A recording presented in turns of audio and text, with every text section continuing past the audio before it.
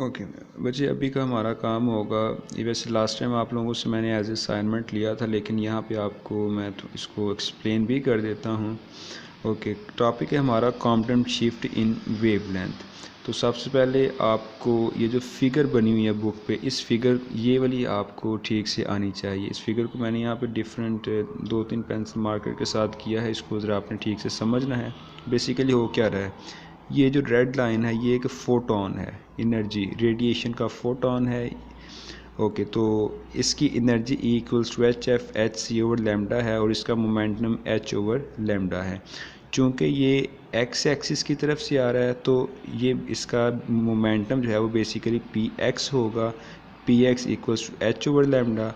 और चूँकि ये वाई की तरफ से नहीं आ रहा और ना ही कोई एंगल बना रहा है, तो इसका मतलब वाई कंपोनेंट इसका ज़ीरो है। तो यहाँ पे हमने डील किया है मोमेंटम की इनिशियल स्टेट के साथ। नाउ नेक्स्ट है, ये हमारे पास है इलेक्ट्रॉन। चूँकि इलेक्ट्रॉन एट रेस्ट है तो इसका मतलब इसकी वेलोसिटी ज़ीरो होगी, और अगर इसकी वेलोसिटी ज़ीरो है तो इसका मोमेंटम भी ज़ीरो होगा। और अगर ये रेस्ट में है तो इसका रेस्ट मैस कुछ ना कुछ होगा, और वो रेस्ट मैस एनर्जी, वो जो रेस्ट मैस है वो एम नॉट है, और rest mass energy E naught equals to M naught C square है।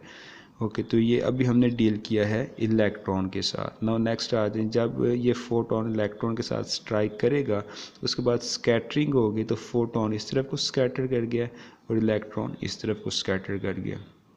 ओके, फोटोन इस तरफ को स्कैटर कर गया, तो ये हमारे पास फोटोन की एनर्जी है। पहले सिर्फ ई और अब E prime, H F prime H C over lambda prime, और इसका जो मोमेंटम है P prime equals to H over lambda prime. ये स्कैटर्ड फोटोन है। अब देखिए कोई ना कोई एंगल थीटा बना रहा है, इसका मतलब इसके दो कंपोनेंट्स पी प्राइम एक्स भी होगा और पी प्राइम वाई भी होगा। तो इसलिए मैंने ये P prime x H over lambda prime cos theta, ये कंपोनेंट है मोमेंटम का, मोमेंटम ऑफ फोटोन, और H over lambda prime sine theta ये वाई कंपोनेंट है स्कैटर्ड फोटोन के मोमेंटम का। ओके, तो अभी हमने डील किया है स्कैटर्ड फोटोन को।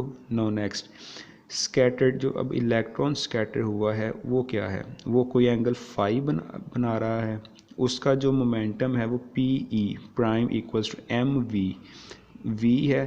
ओके, अब ये जो उसका मैस है ना, मैस यहाँ पे रिलेटिविस्टिक होगा, एम नॉट और 1 माइनस बीटा स्क्वेयर का स्क्वेयर रूट, और ये आप लोगों ने फर्स्ट ईयर सेकेंड ईयर में पढ़ा होगा।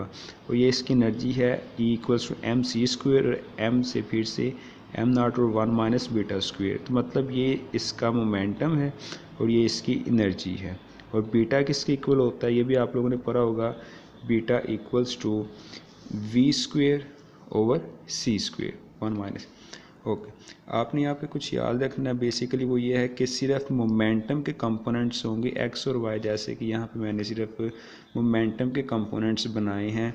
Energy has no any component, energy का कोई कंपोनेंट नहीं होता। फर्दर आप लोगों ने आसानी के लिए ये याद रखना है कि इनिशियली फोटोन का ये मोमेंटम और ये एनर्जी है, इलेक्ट्रॉन का मोमेंटम ज़ीरो और ये एनर्जी है। फाइनल मोमेंटम ऑफ फोटोन ये है, और final momentum and energy of electron वो ये लिखी हुई है, आप लोगों ने ये याद रखनी है।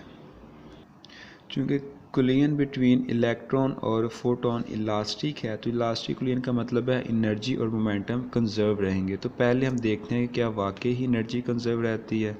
ओके, तो हमने यहाँ पे एनर्जी कंजर्वेशन का लॉ अप्लाई किया कि initial energy before collision equals to after collision. तो ये जो ई है ये एनर्जी ऑफ फोटोन है, ये एनर्जी ऑफ इलेक्ट्रॉन, ये इनिशियल है बिफोर कोलिजन, और ये ई प्राइम एनर्जी ऑफ फोटोन